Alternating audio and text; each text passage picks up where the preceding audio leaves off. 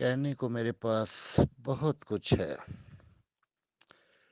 लेकिन मैं ये चाहता हूँ कि 16 जनवरी का सैफुर रहमान साहब ने टाइम दिया है एडवाइजरी कोर कमेटी को मुलाकात का। सो उनसे मुलाकात हो जाए, उसके बाद मैं अपना ओपिनियन, अपना मौक़िफ़ आप सबके सामने रखूं as the member of advisory core committee. Advisory core committee इस पूरा मंथ, जब से एडवाइजरी कोर कमेटी की तश्कील की गई है, तब से लेकर मुसलसल आज तक सैफुर रहमान साहब से मुलाकात की कोशिश करती रही है।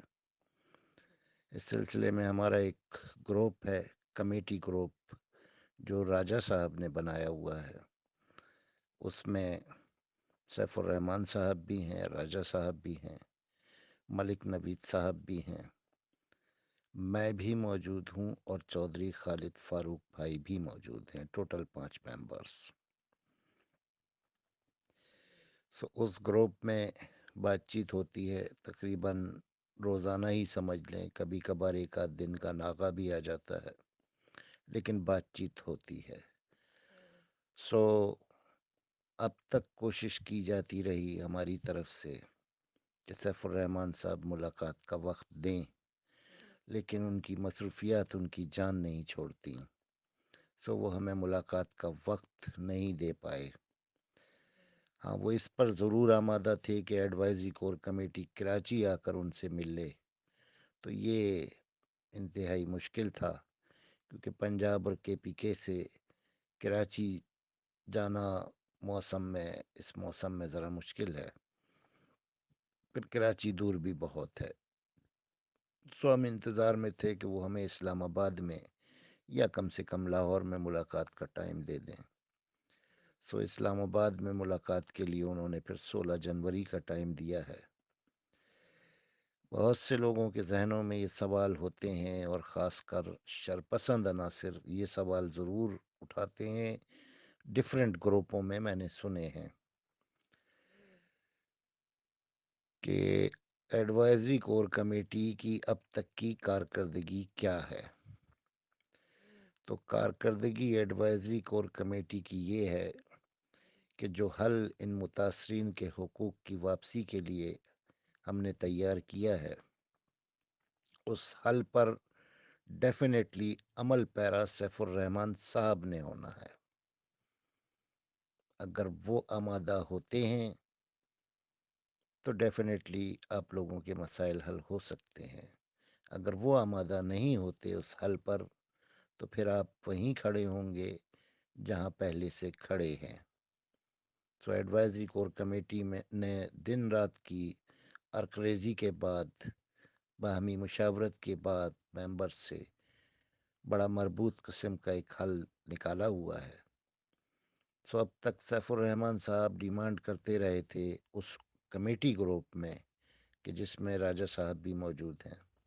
5 मेंबर हम टोटल हैं, जिनका नाम मैं अभी। तो सैफुर रहमान साहब और राजा साहब यही डिमांड करते रहे थे कि आप अपना हल डिस्कस करें। सो उनकी ख्वाहिश पर वो हल उन्हें बता भी दिया गया, उस पर डिस्कशन भी हुआ उनके साथ। लेकिन उसके बावजूद मुलाकात का वक्त नहीं मिल सका। बहरहाल अब उन्होंने 16 जनवरी का टाइम दिया हुआ है, तो ये मुलाकात हो जाए, उसके बाद इंशाअल्लाह ताला एडवाइजरी कोर कमेटी अपना क्लियर स्टांस, अपना क्लियर ओपिनियन आप सबके सामने रखेगी। बाकी आप लोगों ने मामलात भी देखे होंगे कि एडवाइजरी कोर कमेटी के 2 मेंबर्स एडवाइजरी कोर कमेटी से रिज़ाइन कर गए हैं। उसकी वजूहात भी आपके सामने हैं, उनके हल्फनामे भी आपके सामने हैं, आप सब ने पढ़ रखे हैं कि हम अपने ज़ाती मुफाद को पसे पुश्त डालेंगे और मुतासरीन के हुकूक की वापसी को तरजीह देंगे। लेकिन हुआ उसके बरक्स। इंसान है, मैं किसी से इस सिलसिले में खफा नहीं होता हूँ। हर इंसान आज़ाद पैदा हुआ है, آزاد ہے، لیکن حلف کی پاسداری لازمی ہوتی ہے۔ سو ان لوگوں نے حلف کی پاسداری نہیں کی، انہوں نے راجہ صاحب کی کمپنی کو جوائن بھی کیا، اور راجہ صاحب اور ان کی کمپنی کی پروموشنز کے لیے بھی ایکٹیو رہے۔ یہ حلف کی صریحاً خلاف ورزی تھی، کیونکہ ڈیفینیٹلی کمپنی کو جوائن انسان ذاتی فائدے کے لیے کرتا ہے۔ یوں تو بے شمار کمپنیز ہیں، کسی کو بھی جوائن کر سکتے تھے، راجہ صاحب کی ہی کیوں؟ کیونکہ راجہ صاحب تو بی فار یو سے ریلیٹڈ ہیں، اور اب تک راجہ صاحب بی فار یو کے متاثرین کے لیے آواز بھی اٹھاتے رہے ہیں پچھلے 1.5 سال سے۔ لیکن بہرحال اب انہوں نے اپنی کمپنی جو بنائی ہے تو وہ اپنے لیے بنائی ہے، وہ متاثرین کے لیے نہیں بنائی ہے۔ اس کا انہوں نے اظہار ہم سے کمیٹی روم میں کر دیا تھا کہ یہ کمپنی متاثرین کی لائبلٹی اتارنے کے لیے نہیں بنائی گئی ہے، یہ میری ذاتی معاملات ہیں۔ میں نے 2 سال سے نیٹ ورکنگ نہیں کی ہے، تو کیونکہ وہ بنیادی طور پر ایک نیٹ ورکر ہیں، نیٹ ورکنگ ان کی روزی روٹی ہے، اور 2 سال سے انہوں نے وہ نہیں کی، تو ڈیفینیٹلی میرا خیال ہے ان کے حساب سے کروڑوں کا یہ نقصان ہوا ہوگا۔ سو انہوں نے اپنی کمپنی بنا لی۔ سو ان کی ذاتی کمپنی کی تشہیر، ان کی ذاتی کمپنی کی پبلسٹی اور پروموشنز ایڈوائزری کور کمیٹی کے ممبرز کو نہیں کرنی چاہیے تھی، کیونکہ یہ حلف کی خلاف ورزی ہے، اور یہ ذاتی کمپنی کی پروموشن بھی ڈیفینیٹلی اپنے ذاتی مفاد کے لیے ہی انسان کرتا ہے نا۔ تو وہ ایڈوائزری کمیٹی کا اگر ممبر ہو اور وہ اپنے ذاتی مفاد کے لیے راجہ صاحب یا کسی کی بھی کمپنی کی پروموشن کرتا ہے تو یہ حلف کی صریحاً خلاف ورزی ہے۔